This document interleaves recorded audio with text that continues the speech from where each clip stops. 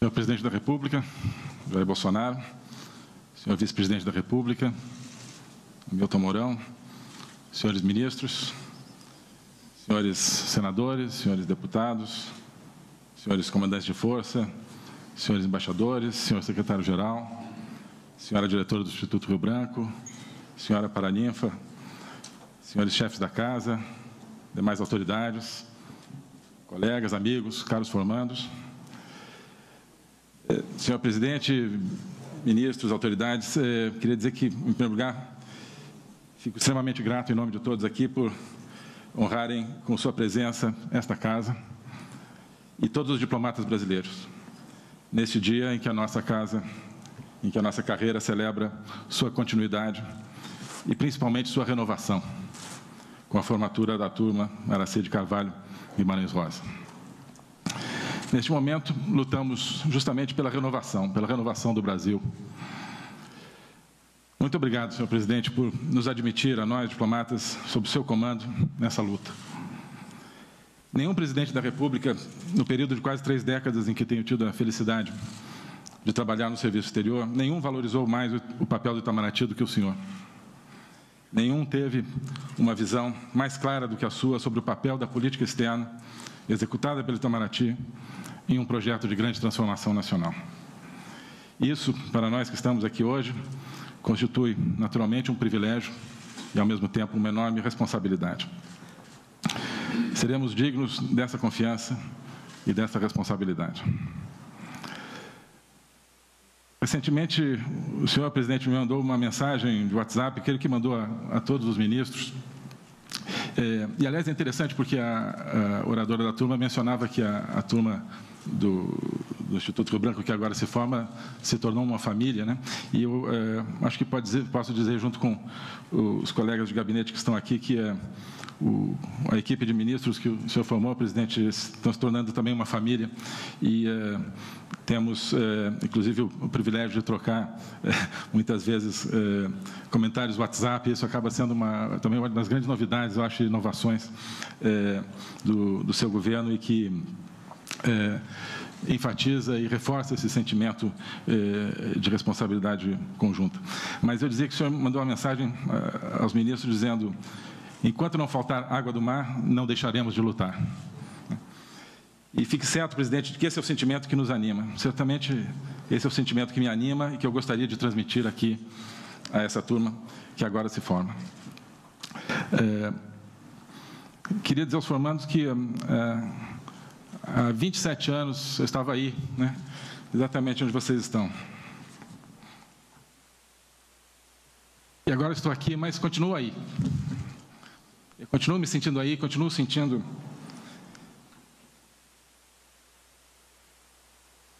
o mesmo entusiasmo, a mesma perplexidade, no sentido positivo, de repente estar no meio de uma entidade, de uma instituição que tem a história que tem e que tem o futuro que tem. É uma sensação que eu peço que vocês, e tenho certeza que vocês não perderão, e que vai animá-los ao longo da vida. Gostaria de dizer também o seguinte: os diplomatas brasileiros devem servir ao Itamaraty, mas devem, sobretudo, servir ao Brasil. Nunca podemos perder de vista esse horizonte último. O Itamaraty é um extraordinário instrumento da pátria e somente florescerá se a pátria florescer. Em segundo lugar, quero dizer que a diplomacia é um método, não é um conteúdo. A diplomacia é um ofício, uma arte. Nós podemos equipará-la, por exemplo, à arte da navegação. A navegação é indispensável para chegar a algum lugar, mas não determina para onde ir. Há que saber para onde se quer ir e utilizar, nesse caso, nesse exemplo, a arte da navegação para lá chegar. Do mesmo modo, colocados diante dos desafios da realidade, dos desafios de posicionar o Brasil no mundo da maneira que melhor corresponda ao nosso projeto de transformação, e perguntados sobre o que queremos, não podemos responder: queremos diplomacia. Diplomacia não desenha um rumo, diplomacia não proporciona um objetivo. Precisamos formular a noção dos objetivos e para eles apontar. Isso significa, antes de mais nada, pensar. E assim, o terceiro apelo que eu lhes faço é que não deixem de pensar, que não terceirizem o seu pensamento aos meios de comunicação, nem a ninguém, que, diante de cada situação, não puxem aquela ficha básica previamente gerada pelo discurso dominante. Não tenham medo de correlacionar fatos. Hoje nós vivemos num círculo fechado, onde parece que qualquer tentativa de correlacionar fatos é imediatamente chamada de teoria da conspiração. Rompam esse círculo. Há vários anos, há uns 15 anos, eu escrevi uma pequena obra de ficção. Não sei se vou publicar um dia, mas vou fazer aqui um pequeno trailer.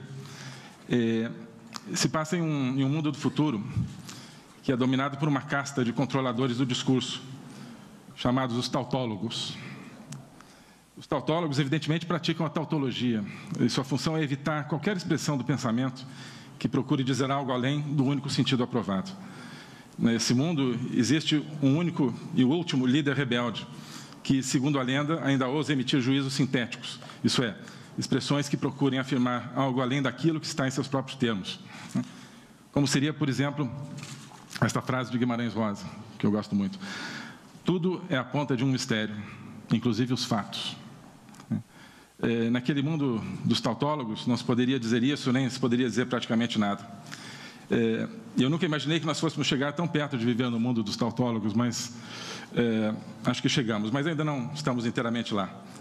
Então, faço um apelo a vocês, formandos, que não se assujeitem aos tautólogos. Não deixem de sentir também.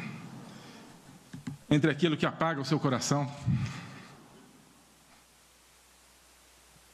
e aquilo que o acende, eu sugiro que optem por essa segunda via. Política externa não é lugar para sentimentos? Isso é o que dizem os tautólogos. E acrescento aqui também algo que acabo de ouvir da oradora da turma. Não nos percamos em medos nem hesitações. Outro dia, senhor presidente, o senhor nos dizia também a alguns ministros e outros funcionários que o acompanhávamos na ocasião. Nós temos uma oportunidade única de mudar o Brasil. E eu tomei essas palavras não somente como uma pertinente avaliação do quadro político, mas como um chamamento, como o toque de um clarim, como uma missão. E eu conclamo aqui todos dessa casa a participarem dessa missão como um compromisso existencial profundo. Mudar o Brasil, transformar o Brasil na grande nação que nós somos chamados a ser. O Brasil escuta hoje esse clarim que o conclama a um grande destino histórico. E o que nós faremos diante desse chamado?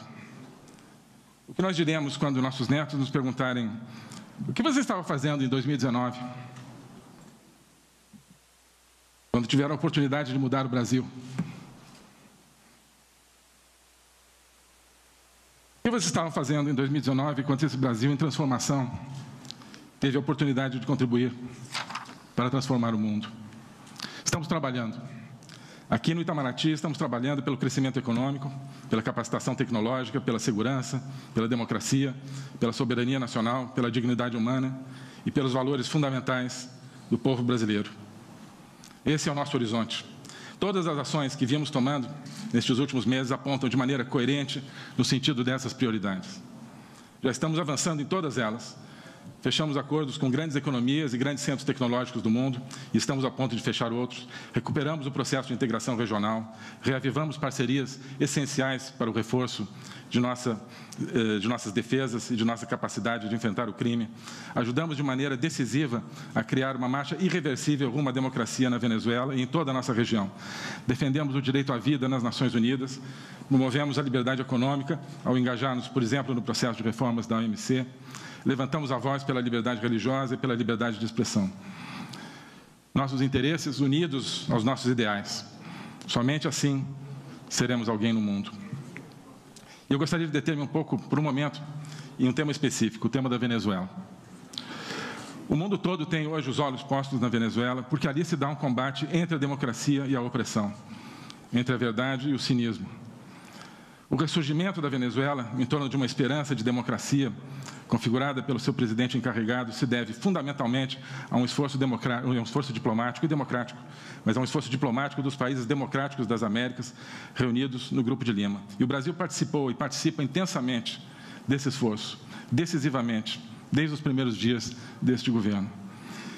Este governo se identificou com a causa da democracia e da verdade na Venezuela. Isso está claríssimo. E é muito triste ver pessoas no Brasil torcendo pela tirania e pelo cinismo apenas para ver este governo se dar mal. A absoluta falta de ideais diante do tema da Venezuela, às vezes é algo que me espanta, por parte da imprensa e de comentaristas, sobretudo, mas não há de ser nada. Esta nossa política externa, isso eu garanto, não recua diante do primeiro obstáculo, nem da primeira crítica, nem da segunda, nem da terceira, nem da milionésima. Porque nos move a convicção muito simples e profunda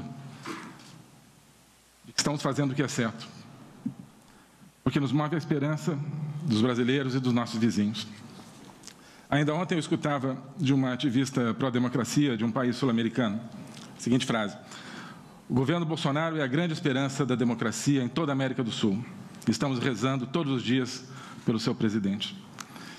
Isso não é a avaliação de um especialista em relações internacionais, que poderia aparecer na The Economist, ou na Foreign Affairs, ou em algum periódico brasileiro. Isso era o grito rasgado de fé e de esperança de alguém que sente na carne os efeitos da tirania, de alguém que anseia pela liberdade, não como um modelo teórico em um seminário de sociologia, mas a liberdade com o pão da vida. Estamos construindo a nossa política externa a partir desse compromisso com a democracia em nossa região, desse compromisso com a liberdade. Liberdade de carne e osso. Somente a liberdade, bem fundamental do ser humano, dará sentido aos nossos demais objetivos.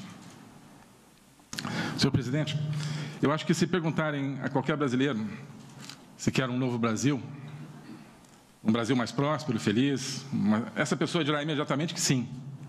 Se quer um Brasil transformado, dirá que sim. Se quer um Brasil diferente do que era nos últimos anos e décadas, exclamará sem pestanejar que sim.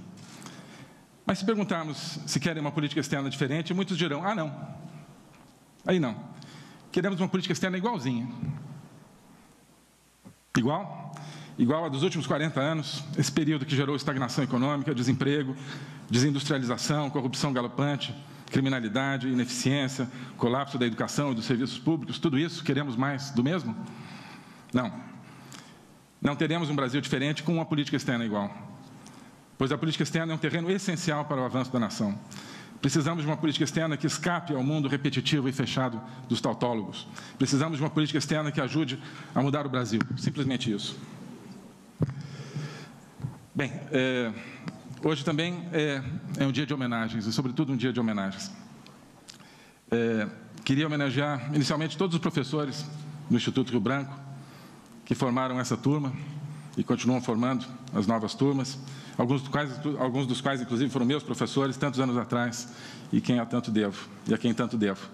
Homenagear a diretora do Instituto Rio Branco, embaixadora Gisela Padovan, pelo seu trabalho na frente dessa instituição de referência. Quero homenagear os familiares dos formandos, aconselhando que se preparem, porque se os seus filhos, maridos, esposas, seus pais, que agora se formam, nos seguirem, como seguirão nesta luta e nesta aventura a qual vos convoco, nem tudo serão rosas para vocês, familiares.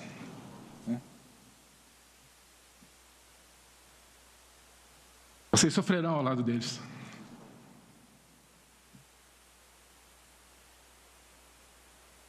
E eles somente suportarão a luta se tiverem vocês ao seu lado.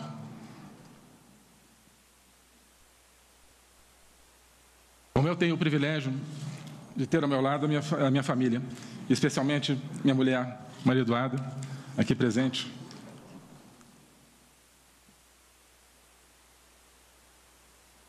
Sem cujo amor e apoio eu não estaria aqui.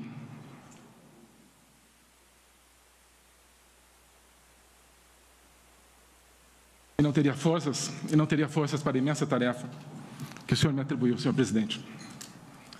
Quero homenagear a Paraninfa, embaixadora Eugênia Bartelmes, com seu espírito de dedicação, sua grande capacidade de trabalho, seu patriotismo e sua integridade, qualidades que bem conheço e admiro, desde que convivemos em turmas contíguas no Instituto Rio Branco. E quero homenagear e enaltecer a figura da patrona da turma, Aracide Carvalho Guimarães Rosa, pessoa de extraordinária coragem e princípios, que salvou inúmeros judeus durante a Segunda Guerra Mundial. É uma belíssima escolha de patrona, realmente. Mostra a consciência dessa turma de que a diplomacia não significa ficar em cima do muro. Diplomacia não significa ficar assistindo aos grandes embates da humanidade, esperando para ver quem ganha e aí aderir ao vencedor. Diplomacia precisa ter sangue nas veias. E com Aracy, quero homenagear todos os combatentes da liberdade e todos os que sofrem perseguição na Venezuela e em todos os lugares do mundo. Falando de Aracy, este também é o momento de anunciar que, em breve, o Itamaraty estará apresentando ao presidente a proposta de criação do Instituto Guimarães Rosa, uma entidade que será encarregada de promover a língua, a cultura e a produção criativa do Brasil no exterior e cujo nome homenageia justamente o marido de Aracy, o diplomata e escritor João Guimarães Rosa, cuja inesgotável aventura criadora nos recorda também que a diplomacia é, entre outras coisas, um projeto literário no mais alto sentido e simboliza a permanente reinvenção e redescoberta das nossas raízes e da nossa alma. E eu gostaria de encerrar, se me permitem, citando o Evangelho, quando diz: a pedra que os construtores rejeitaram, essa pedra tornou-se a pedra angular do edifício.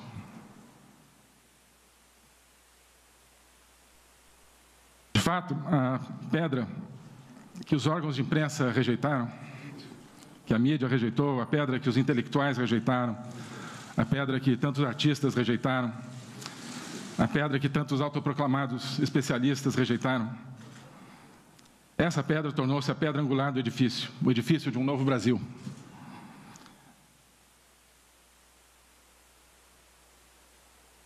Esse raio vívido de amor e de esperança que a terra desce.